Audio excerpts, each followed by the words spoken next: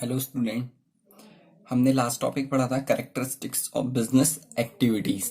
अब हमारा new topic है comparison of business profession and employment. हमने कंपेयर करना है बिजनेस को, प्रोफेशन को, एम्प्लॉयमेंट को एक दूसरे के साथ। क्लियर है? ठीक है। सबसे पहले एक चीज ध्यान रखिए बच्चों, जो भी बिजनेस है, प्रोफेशन है और एम्प्लॉयमेंट है, ये एक है इकोनॉमिक एक्टिविटी। ये कौन सी एक्टिविटी है? Economic activity. Economic activity, employment भी एक इकोनॉमिक एक्टिविटी है, प्रोफेशन भी एक इकोनॉमिक एक्टिविटी है और बिजनेस भी एक इकोनॉमिक एक्टिविटी है। और आप सभी को पता है इकोनॉमिक एक्टिविटी क्या होती है। इकोनॉमिक एक्टिविटी वो होती है जहां हमारा प्राइमरी मोटिव होता है to earn money for our livelihood. अपने लाइवलीहुड के लिए पैसे अर्न करने को ही इकोनॉमिक एक्टिविटी बोलते हैं। पहले बच्चों हम समझ लेते हैं कि बिजनेस क्या होता है, प्रोफेशन क्या होता है और एम्प्लॉयमेंट क्या होता है। लास्ट क्लास में मैंने डिस्कस किया था, बट फर्दर हम इन्हें वन बाय वन समझ लेते हैं। सबसे पहले बिजनेस।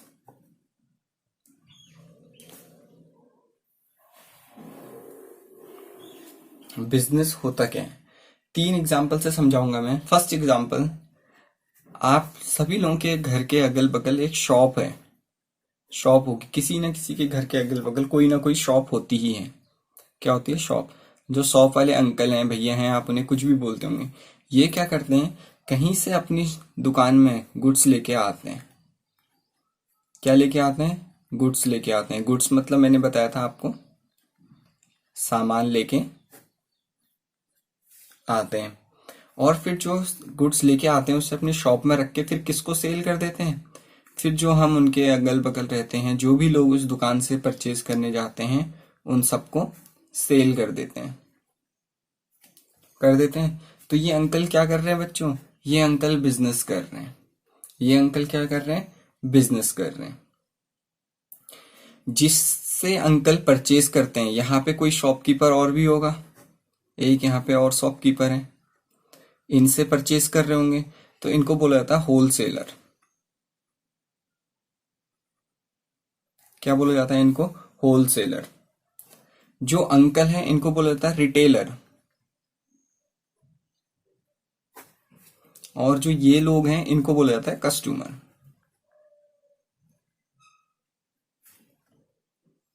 ठीक है। अब आपके दिमाग में आ रहा होगा, सर होलसेलर भी तो कहीं से परचेज करते हैं। बच्चों ये अभी हमारा फर्दर पूरा टॉपिक ही है, तो हम तब समझेंगे। बस अभी हमें सिर्फ ध्यान इतनी चीजों में देना है कि जो हमारे अंकल हैं बगल वाले, वो कहीं से गुड्स लेके आते हैं और फिर उस गुड्स को हमको सेल कर देते हैं। तो ये एक तरीके से बिजनेस हुआ। एक तरफ परचेज किया, फिर क्या कर दिया? सेल कर दिया। इन्हें क्या बोला जाता है? रिटेलर्स। एक एग्जाम्पल। सेकेंड एग्जाम्पल समझिएगा, एक फैक्ट्री है,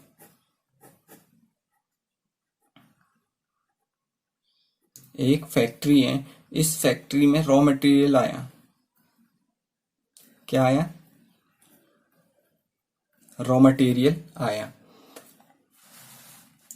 और इस फैक्ट्री में मशीन में जब रॉ मटेरियल डाला, तो कुछ ना कुछ टाइम के बाद उस रॉ मटेरियल में चेंज आ गया। रॉ मटेरियल में क्या आ गया?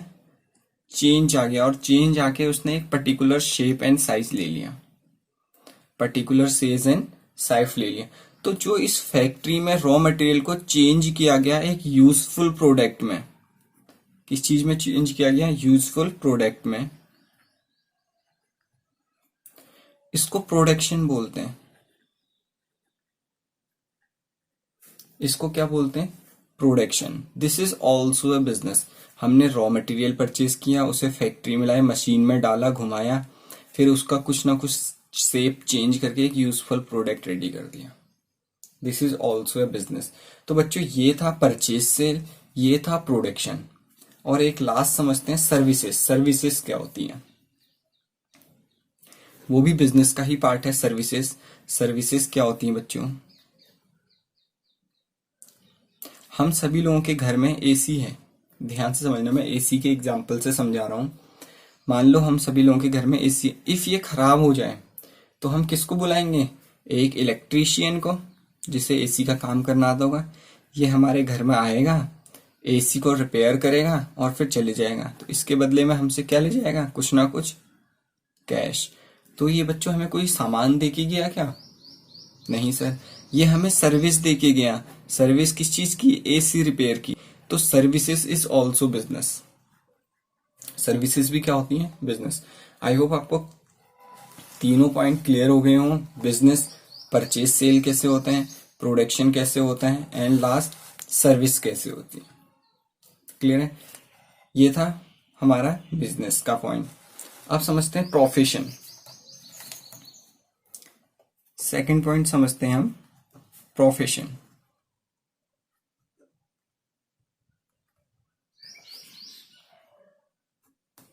प्रोफेशन बच्चों, प्रोफेशन के लिए फर्स्ट नीड मैंने लास्ट लेक्चर में भी बताई थी। हमें क्या चाहिए?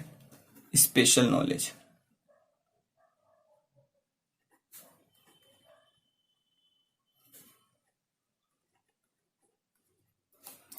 प्रोफेशन के लिए हमें क्या चाहिए? स्पेशल नॉलेज चाहिए। ठीक है, कुछ एग्जाम्पल बताता हूं मैं आपको प्रोफेशन के क्या हो सकते हैं। डॉक्टर,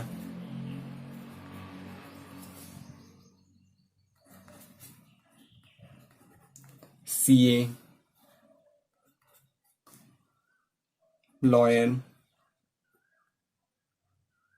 ये कुछ एग्जाम्पल हैं। सीए जो आप लोग बनोगे बच्चों, आप में से कोई ना कोई बनेगा, उसे बोला जाता है, फुल फॉर्म होती है इसकी चार्टर्ड अकाउंटेंट।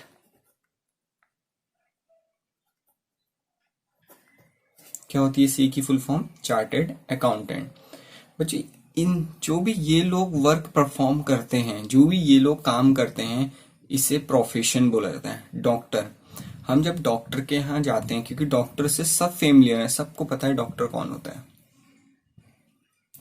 हम डॉक्टर के यहाँ गए, हमने अपनी प्रॉब्लम बताई डॉक्टर को, और डॉक्टर उसका सोल्यूशन लिख के हमें मेडिसिन दे देता है। किस चीज की फीस ले, उसके बदले में हम डॉक्टर को क्या दे के आते हैं? सर फीस दे के आते हैं। क्या दे के आते हैं?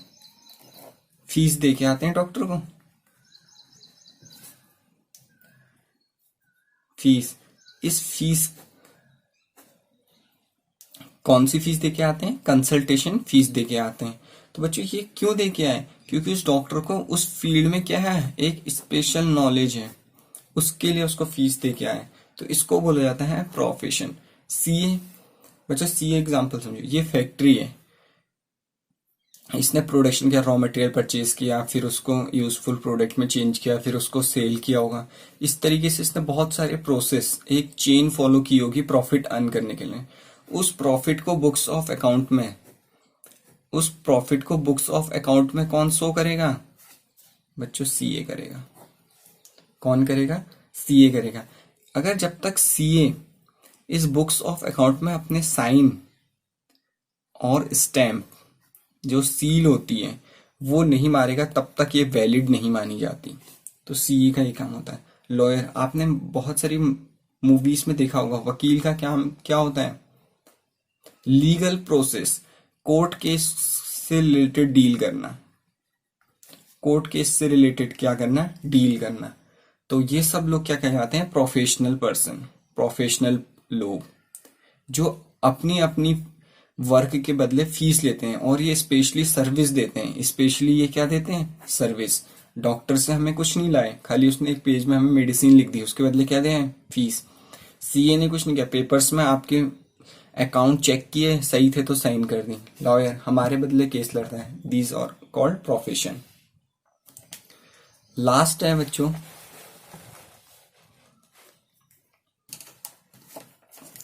एम्प्लॉयमेंट।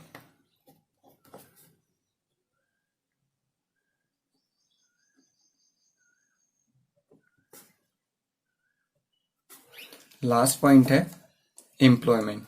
बच्चों एम्प्लॉयमेंट सबको पता है, और एक बार फिर से एक्सप्लेन कर देता हूँ। एम्प्लॉयमेंट मतलब अगर हिंदी में लिखूं तो रोजगार, लोगों को जॉब देना। सबसे कॉमन एग्जांपल लेता हूँ स्कूल से, क्योंकि सब आप लोग स्कूल से अवेयर हो।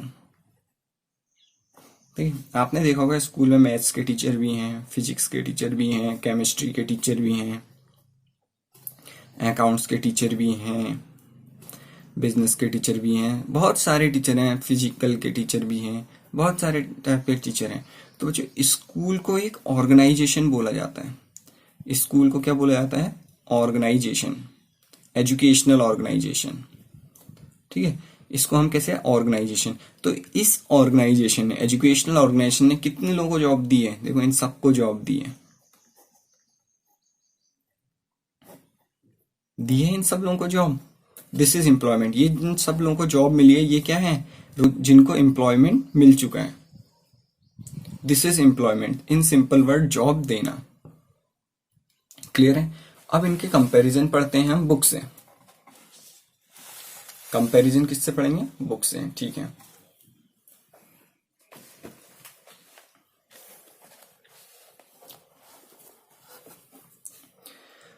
Comparison of business, profession and employment. एक चीज का ध्यान रखिएगा बच्चों,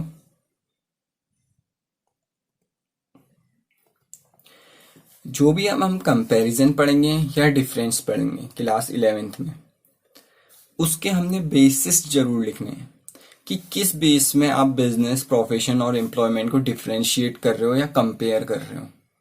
तो ऐसे ही 1 बाय 1 सारे पॉइंट रीड करते हैं। फर्स्ट है बच्चों mode of establishment. First point क्या है? मोड ऑफ एस्टैब्लिशमेंट, कि बिजनेस कैसे एस्टैब्लिश होता है, प्रोफेशन कैसे एस्टैब्लिश होता है और एम्प्लॉयमेंट कैसे एस्टैब्लिश होता है। 1 बाय 1 रीड करते हैं। फर्स्ट पॉइंट है entrepreneurs decision and other legal formalities if necessary. बच्चों यहाँ एंटरप्रेन्योर्स मतलब है बिजनेसमैन। अगर बिजनेसमैन डिसीजन लेगा कि उसने कोई बिजनेस ओपन करना है, सबसे फर्स्ट तो यही है। फिर है एंड अदर लीगल फॉर्मेलिटीज। बच्चों अदर लीगल फॉर्मेलिटीज होता है लाइसेंस, कि कंपनी को, बिजनेस को, कोई भी बिजनेस करने के लिए बिजनेसमैन को लाइसेंस लेना जरूरी होता है। मैक्सिमम स्टूडेंट सोच रहे होंगे सर लाइसेंस क्या होता है? बच्चों जब आप 18+ हो जाओगे तो आप कहोगे आरटीओ ऑफिस जाके कि सर मुझे बाइक और कार चलानी आ गई, मुझे परमिशन दीजिए चलाने की। तो उसके बदले वो आपको लाइसेंस देते हैं, परमिशन लेना गवर्नमेंट से एक तरीके से कि आपको वो चीज करनी है या आती है। ठीक है, तो बिजनेस मोड ऑफ एस्टैब्लिशमेंट में बिजनेस क्या है? सबसे पहले बिजनेसमैन डिसीजन लेगा, फिर लीगल फॉर्मेलिटीज कंप्लीट करेगा। प्रोफेशन के केस में क्या होता है? Membership of a professional body and certificate of practice. Important चीज देखिए, membership of a professional body and certificate of practice, इसका मतलब क्या हुआ? ध्यान से देखिएगा। हमने जो पढ़ा था पॉइंट, प्रोफेशन के 3 पॉइंट पढ़े थे, डॉक्टर, सीए और लॉयर। बच्चों जब भी कोई डॉक्टर बनेगा उसको पहले बार council of India, medical council of India से मेंबरशिप लेनी पड़ेगी कि हाँ मैंने अपना कोर्स कंप्लीट कर लिया है, मैंने ट्रेनिंग ले ली है, अब मुझे एक लीगली मुझे क्या दे दीजिए? अप्रूवल दे दीजिए, मेंबरशिप दे दीजिए, सर्टिफिकेट प्रोवाइड कर दीजिए। ऐसे ही बच्चों सीए लेता है institute of chartered accountant of India से। Institute of chartered accountant of India से सीए को मेंबरशिप मिलती है, सर्टिफिकेट मिलती है। Lawyers bar council of India. तो इस तरीके से एक पर्टिकुलर बॉडी, इनको कहा जाता है प्रोफेशनल बॉडीज। बच्चों इनको क्या कहा जाता है? Professional bodies. प्रोफेशनल बॉडी मतलब इनकी देखरेख में ही आप काम कर सकते हो, इनकी जो गाइडलाइंस होंगी उसके अकॉर्डिंग ही आप वर्क करोगे। सिमिलरली सीए किसकी गाइडलाइन के अंदर काम करेगा? Institute of chartered accountant of India. Lawyers bar council of India. इस तरीके से ये किसी ना किसी बॉडी से सर्टिफिकेट लेते हैं जो इंडियन गवर्नमेंट ने स्टैब्लिश की होती है। स्टैब्लिश मतलब बच्चों उनको बनाई होती है। क्लियर हो गया? नेक्स्ट पॉइंट है एम्प्लॉयमेंट। एम्प्लॉयमेंट अगर आपको जॉब चाहिए था, appointment letter and service agreement. जिस जॉब में आप जा रहे हैं वहां का अपॉइंटमेंट लेटर कि हाँ आप सेलेक्ट हो गए, आप जॉब में आ सकते हैं। सेकंड पॉइंट है बच्चों नेचर ऑफ वर्क। काम क्या होता है इनका? बिजनेस का काम क्या है? Provision of goods and services to the public. क्या काम होता है बिजनेस का? जो भी गुड्स एंड सर्विस है किसको प्रोवाइड करना? पब्लिक को। ठीक है। प्रोफेशनल्स का क्या होता है? Rendering of personalised expert services, हमको क्या देते हैं, अपनी एक्सपर्ट सर्विस देते हैं। हम जैसे डॉक्टर के पास गए, हमने अपनी प्रॉब्लम बताई, वो उसके रिगार्डिंग मेडिसिन लिखते हैं। क्यों? क्योंकि वो एक्सपर्ट है, उन्हें पता है कौन सी मेडिसिन देने से वो पर्टिकुलर प्रॉब्लम सॉल्व हो सकती है। Employment, performing work as per service contract और रूल्स ऑफ सर्विसेज। जिस भी ऑर्गेनाइजेशन, बच्चों ऑर्गेनाइजेशन मतलब आपको पता होगा, जैसे स्कूल हो गया, कोई भी ऑर्गेनाइजेशन है, जिस भी ऑर्गेनाइजेशन में आप वर्क कर रहे हैं वहां के कुछ रूल्स एंड रेगुलेशन होंगे, उसके अकॉर्डिंग आप सर्विस करेंगे। थर्ड पॉइंट है क्वालिफिकेशन। क्वालिफिकेशन की रिक्वायरमेंट क्या है बच्चों? बिजनेस के केस में कह रहे हैं no minimum qualification is necessary. Business के केस में कोई क्वालिफिकेशन नेसेसरी नहीं होती।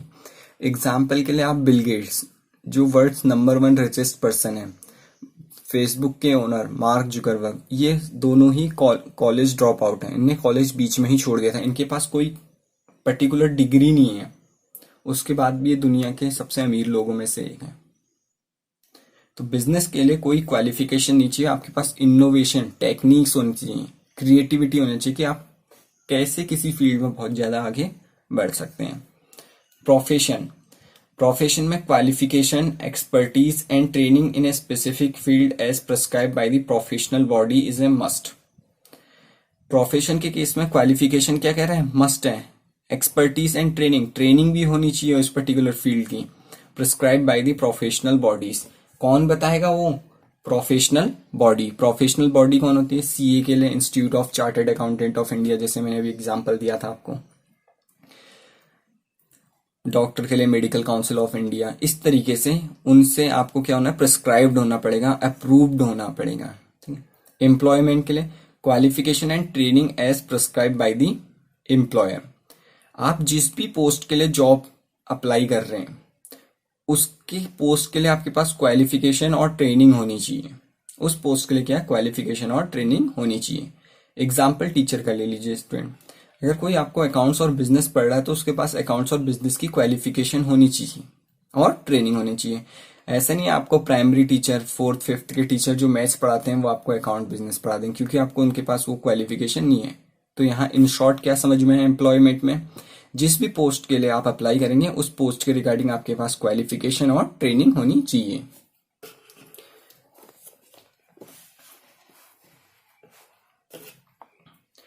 नेक्स्ट पॉइंट है रिवॉर्ड और रिटर्न। बच्चों क्या रिवॉर्ड क्या रिटर्न मिलता है इन सब चीजों में? बिजनेस प्रॉफिट अर्न, बिजनेस क्या करता है? प्रॉफिट अर्न करता है। परचेज करेगा, ये पेन परचेज की 5 रुपीज में, बेच दी 7 में, कितने रुपए अर्न कर लिए? 2 रुपए। प्रॉफिट कितना हो गया? 2। ये होता है बिजनेस का काम। प्रोफेशनल फीस लेते हैं। डॉक्टर के पास हम जब चेकअप के लिए जाते हैं तो उसके बाद कुछ ना कुछ कंसल्टेशन फीस देनी पड़ती है। This is employment. तो हमें पता है जो भी वर्क करता है उसके बदले क्या लेता है? सैलरी लेते हैं। सर ये वेजेस क्या हुआ? वेजेस बच्चों आपने देखा होगा जब भी आपके घर बनता है, कंस्ट्रक्शन होता है, तो वहां लेबर वर्क करती है। Labour daily wages system follow करती है। डेली वेजेस मतलब डेली के डेली उनको पैसे देने होते हैं शाम को, या 2 दिन में 3 दिन में, इस तरीके से उसे वेजेस बोला जाता है। नेक्स्ट पॉइंट है कैपिटल इन्वेस्टमेंट। कैपिटल आपको पता है जब भी ओनर अपने बिजनेस में पैसे इन्वेस्ट करता है, कैपिटल इन्वेस्टमेंट की जरूरत किस में पड़ती है? बिजनेस में पड़ती है। देखते हैं, capital investment is required as per the size and nature of the business. बोला बच्चों हाँ, कैपिटल इन्वेस्टमेंट की जरूरत है as per the size and nature of business. अगर आप बड़ा बिजनेस ओपन करेंगे तो आपको कैपिटल ज्यादा चाहिए होगी, छोटा बिजनेस ओपन करेंगे तो कैपिटल कम चाहिए होगी। प्रोफेशन के केस में देखते हैं, limited capital needed for establishment. Capital तो चाहिए लेकिन लिमिटेड चाहिए एस्टैब्लिश होने के लिए बस। क्लियर है? Employment, no capital required. Employment में कोई कैपिटल की जरूरत नहीं होती। रिस्क, अब बच्चों ये पढ़ते हैं कि रिस्क किस में ज्यादा है? बिजनेस में, प्रोफेशन में और एम्प्लॉयमेंट में। Risk, profit are uncertain and irregular, risk is present. Risk क्या है बिजनेस में? रिस्क इज प्रेजेंट, रिस्क होता है बच्चों। कोई गारंटी नहीं होती कि आपको जितना प्रॉफिट हो रहा है, मान लीजिए इस ईयर आपको 50,000 का प्रॉफिट हुआ, तो कोई गारंटी नहीं है कि नेक्स्ट ईयर भी 50 ही होगा, मे बी 70 हो जाए, मे बी 20 हो जाए। तो क्या है, वहां रिस्क होता है। अब प्रोफेशन के केस में देखते हैं, fee is generally regular and certain, some risk, थोड़ा बहुत रिस्क होता है वरना ज्यादा रिस्क नहीं होता, क्योंकि फीस तो वो लेते ही हैं। अगर आप डॉक्टर के पास जाएंगे जितनी बार जाएंगे वो फीस लेंगे ही, तो सम रिस्क, थोड़ा रिस्क है। एम्प्लॉयमेंट फिक्स्ड एंड रेगुलर पे, नो और लिटिल रिस्क, ना के बराबर रिस्क है, क्योंकि उनको तो सैलरी मिलती ही मिलती है रेगुलरली, ये चीज। 7 transfer of interest. Transfer of interest student में पहले समझा दूं आपको क्या होता है। ट्रांसफर ऑफ इंटरेस्ट समझिए, मेरा ये बिजनेस है, जो ये किसका बिजनेस है, मेरा है, ठीक, ये बिजनेस मेरा है। अब मैं चाहता हूं कि ये बिजनेस को मैं सेल कर दूं। यहां इंटरेस्ट मतलब क्या है, अभी इस बिजनेस पे राइट किसका है, मेरा है। इस बिजनेस में राइट क्या है, अगर मैं इस बिजनेस को सेल कर दूंगा, बिजनेस को मैंने सेल कर दिया किसी और पर्सन को, मान लीजिए मैंने राम को सेल कर दिया, किसको सेल कर दिया, राम को सेल कर, क्या अब भी इस बिजनेस में राइट मेरा होगा, नहीं, अब ये राइट किसका हो गया इस बिजनेस में, राम का हो गया, क्योंकि इस बिजनेस से रिगार्डिंग जो भी डॉक्यूमेंट, जो भी इंटरेस्ट था मैंने सब क्या कर दिया, सेल कर दिया। इसे कहा जाता है ट्रांसफर ऑफ इंटरेस्ट। इंटरेस्ट मतलब आपकी मेरी पसंद से नहीं है, यहाँ पे इंटरेस्ट मतलब होता है जो आपके पास चीज है उसकी ओनरशिप किसी और को दे देना। मैंने क्या कर दिया, सेल कर दिया। अब पढ़ते हैं,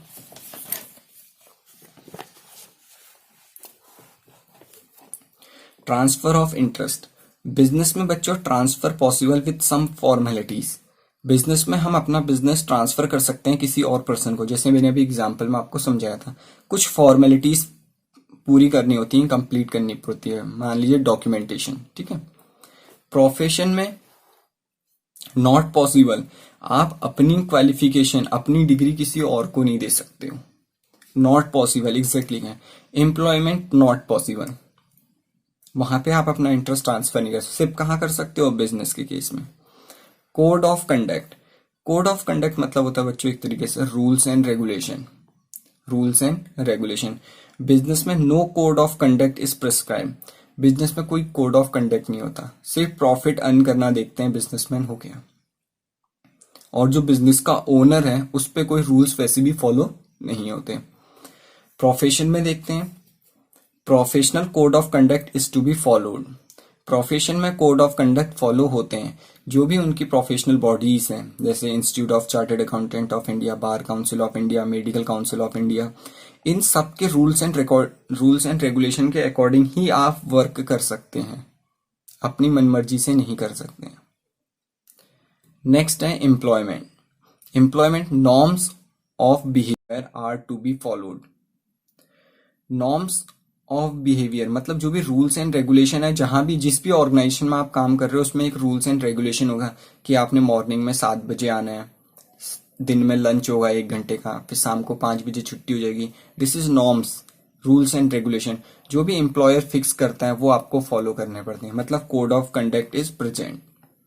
सो स्टूडेंट, ये था comparison of business, profession and employment. Thank you student, that's all.